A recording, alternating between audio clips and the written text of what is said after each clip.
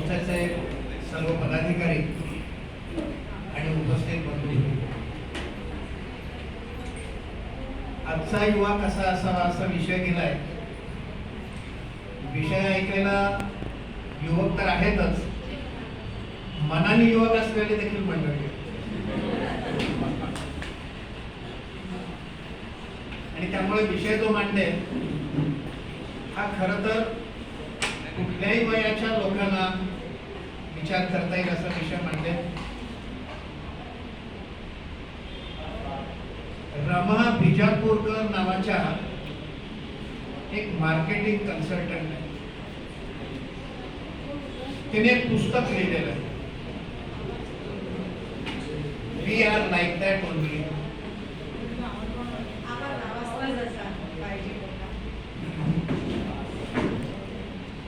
आपल्या भारतातला असं जिकडे मला आधार वाटेल,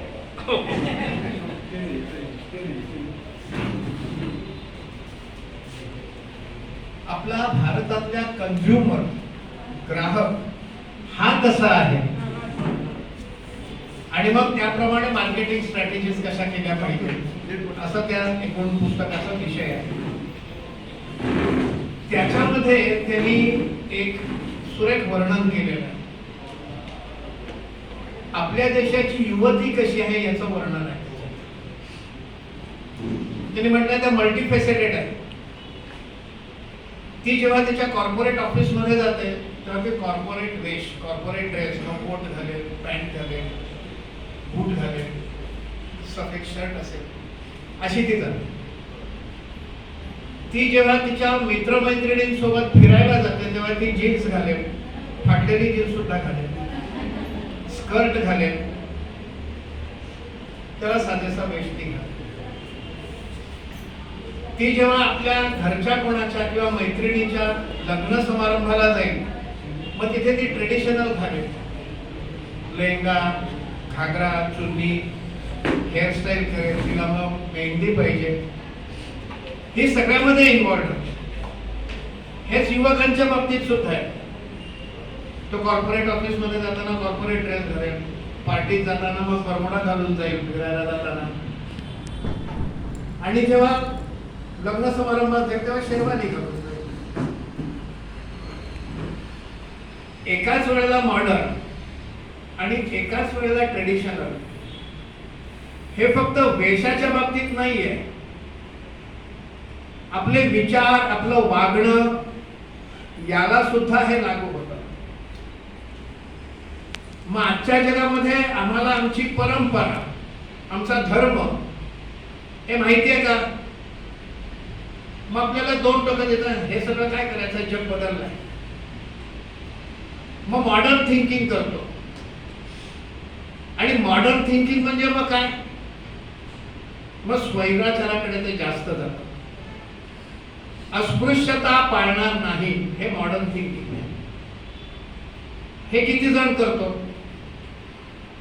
मग माझ्या घरी सत्यनारायणाची पूजा मी बाकी 10 लोकांना जसं बोलावतो तसं आमच्या बिल्डिंगचं हाऊसकीपिंग करणारा जो आहे त्याला मी बोलावलं की नाही, त्याला सगळ्यांच्या बरोबरीने बसवलं की नाही,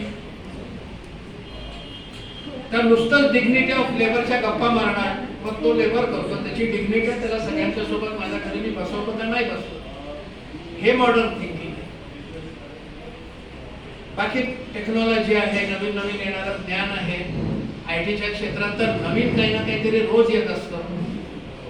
म्हणजे आमच्या वयाच्या मुलाला विचारावं लागतं, अरे बाबा हे काय करा, दाखव मला, तो लवकर दाखव.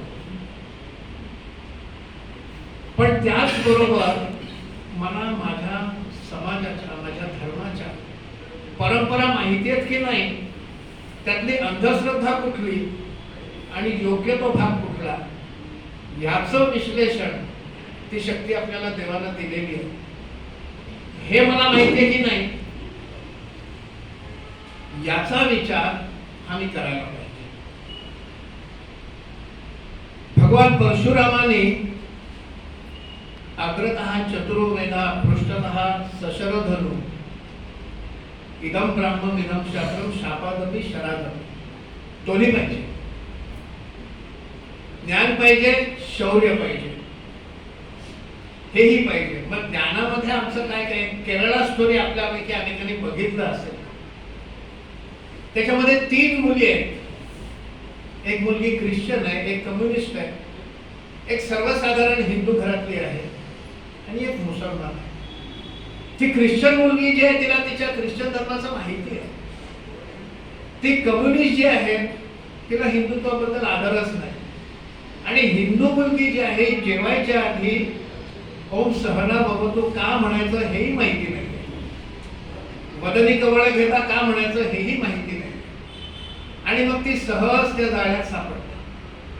मग आम्हाला आमचा धर्म माहिती की नाही.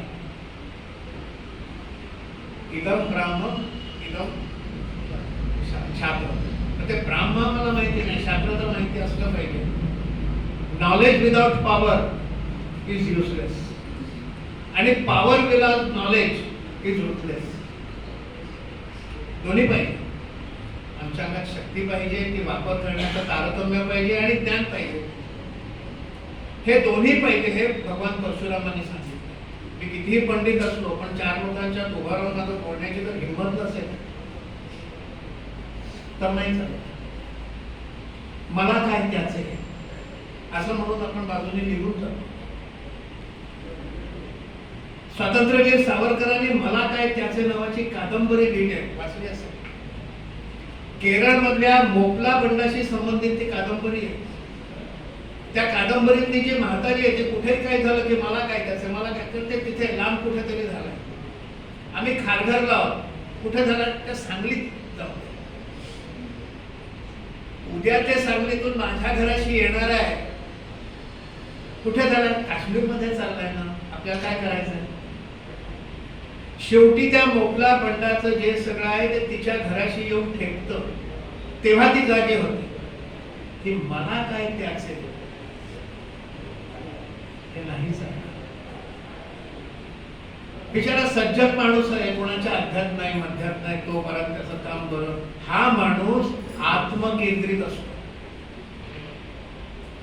त्याला काही देणं घेणं नाही. मी जर खरा युवक असेल, खरा तरुण असेल, आपल्या धर्माचा अभिमानी असेल तर अध्यात्म नाही मध्यात नाही, मी सगळ्यांच्या अध्यात्मी मध्यात जाणार. जिथे चूक आहे तिथे माझा आवाज काढणार. तर मी खरा युवक आणि खरा आपल्या धर्माचा अभिमान बाळगणार आहे. नाहीतर मग तो आत्मकेंद्रित आहे, स्वतःपुरता विचार करतो. आणि चाणक्यांनी म्हटलेलं आहे, दुर्जनांच्या दुष्कृत्यामुळे समाजाचं जेवढं नुकसान होतं त्याही पेक्षा सज्जनांच्या निष्क्रियतेमुळे जास्त होतं. रस्त्यामध्ये कोणीतरी एखाद्या मुलीशी गैरकृत्य करतोय, तो दुष्कृतिकारी आहे. मी सज्जन आहे, मला काय त्याचे, कोणाच्या अध्यात्म मध्यात नाही, त्या मुलीचं काही नाही हो, हे नाही चालणार. तिथे मध्ये पडलं पाहिजे. आता त्यांनी सांगितलं तोच तो विषय आहे. त्यामुळे युवक कसा पाहिजे, युवकांनी ह्या सगळ्या गोष्टींचं एकीकडे ज्ञान पाहिजे, काय आहे काय नाही, आजूबाजूला काय घडत आहे. अनेक चुकीचे नॅरेटिव्ह हे पसरवले जातात. विचार केला पाहिजे. म्हणजे उदाहरण सांगतो, माझ्याच ओळखीची एक मुलगी आहे, ईशान्य भारतातलीच आहे, मुंबईमध्ये मास मीडिया शिकायला होती. माझ्या ओळखीची असल्यामुळे शनिवार रविवार आमच्या घरी राहायची, यायची, विरंगुळा म्हणून यायची. कारण इथे मग तिचं दुसरं कोणी नव्हतं. आणि जेव्हा CAA चा विषय आला तेव्हा ती त्या CAA च्या विरोधात उभी राहिली. CAA सोबत आसाम मध्ये NRC चा देखील विषय होता, नॅशनल रजिस्टर ऑफ सिटीजन्स. तिचा त्या NRC ला विरोध आणि CAA ला विरोध. का? मग चर्चा झाली. मग NRC चा विषय आला. 1978 ते 1985 आसाम मध्ये घुसखोरी विरुद्ध एक आंदोलन झालेलं आहे. त्या आंदोलनाच्या शेवटी पंतप्रधान राजीव गांधी आणि ते आंदोलक त्यांच्यामध्ये करार झाला, ज्याला आसाम अकॉर्ड म्हणतात. त्या आसाम अकॉर्ड मध्ये 6 कलम आहेत. म्हणलं तो आसाम अकॉर्ड तू वाचलायस का? कारण त्यांनी नॅरेटिव्ह काय केलं, मोदी हे, मी राजकीय बोलत नाहीये, नॅरेटिव्ह, आंदोलकांच्या पाठीत खंजीर खूप असते. म्हटलं मग आंदोलनाच्या त्या सगळ्या त्याच्यामध्ये जो नंतर आसाम करार झाला तो वाचलायस का? नाही वाचलेला. त्याच्यामध्ये NRC ची मागणी आहे त्या करारात. हो का? मग म्हटलं जो NRC ची मागणी पूर्ण करतो त्याला तुम्ही पाठीत खंजीर खूप असणार म्हणून म्हणताय. त्याच्यामध्ये IMDT ऍक्ट, त्या ऍक्टच्या खोलात जाणार नाही, तेवढा वेळ नाही आपल्याला, पण तिथे इंदिरा गांधी पंतप्रधान असताना illegal migrants detection bye tribunal असा एक ऍक्ट आहे. हा ऍक्ट हा घुसखोरांना संरक्षण देणारा ऍक्ट होता. दिसायला त्यांना बाहेर काढण्यासाठी आहे म्हणून दिसतो. आणि मग हा ऍक्ट देखील रद्द केला पाहिजे अशी त्याच्यात मागणी आहे. पुढे मग त्याच्या विरुद्ध कोर्टात याचिका झाली. कोर्टाने हा आपल्या राज्यघटनेच्या चौकटीच्या बाहेर जाणारा कायदा म्हणून हा रद्द झाला पाहिजे असा निर्णय दिला आणि मग तो कायदा केला. पण ह्या मुलीला IMDT ऍक्ट नावाचं काहीतरी आहे हेच माहिती नाही आणि ती भूमिका घेते.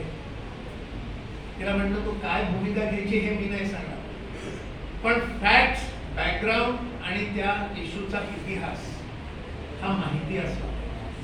भूमिका काही घ्या, तुम्हाला जी योग्य वाटेल ती भूमिका घ्या. त्याला समर्थन करणारी घ्या, विरोध करणारी.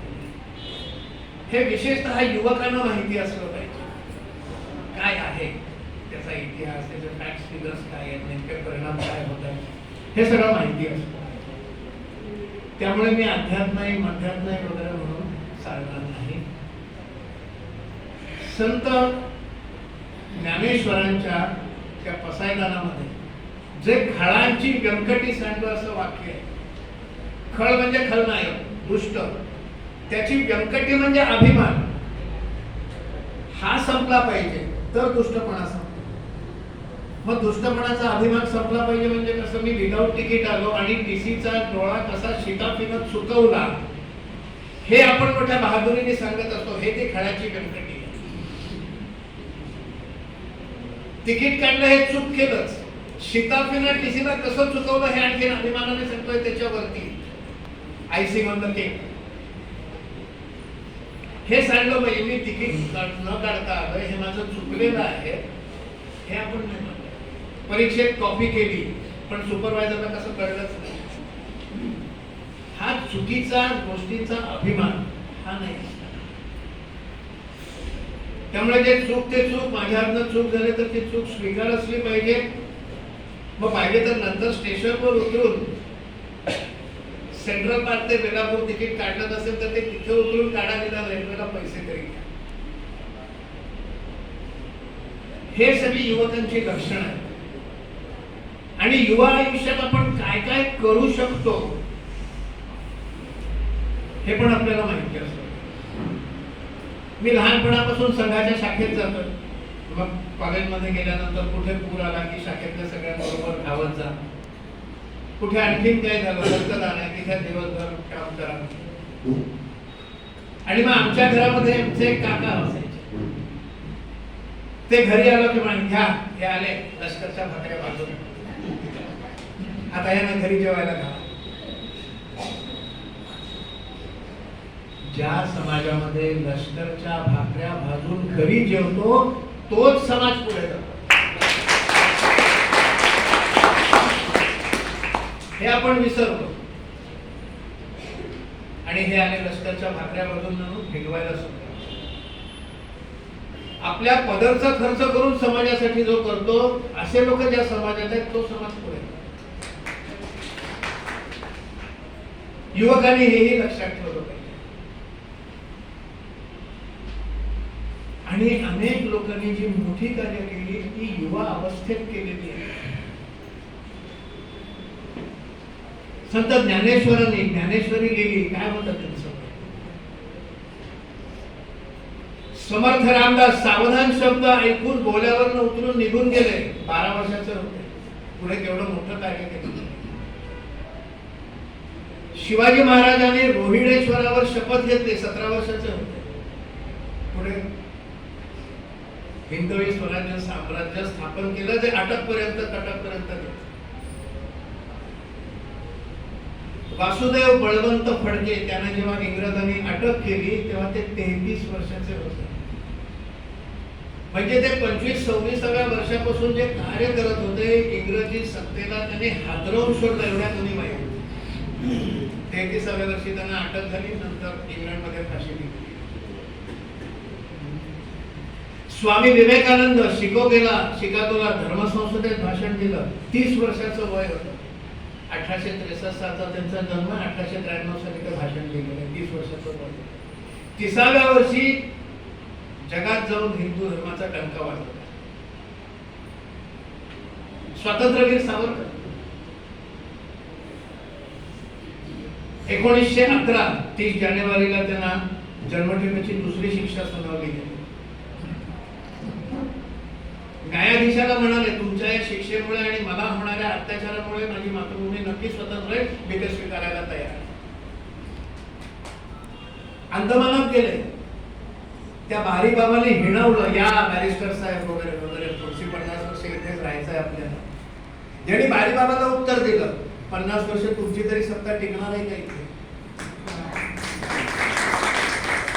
तेव्हा त्यांचं वय होतं 28 वर्ष. त्याच्या आधी ते इंग्लंडला गेले, तिथे जाऊन अनेकांना क्रांतिकार्यात उतरण्याची प्रेरणा दिली. डॉक्टर हेडगेवार संघाची स्थापना केली तेव्हा त्यांचं वय 35 वर्षाचं होतं.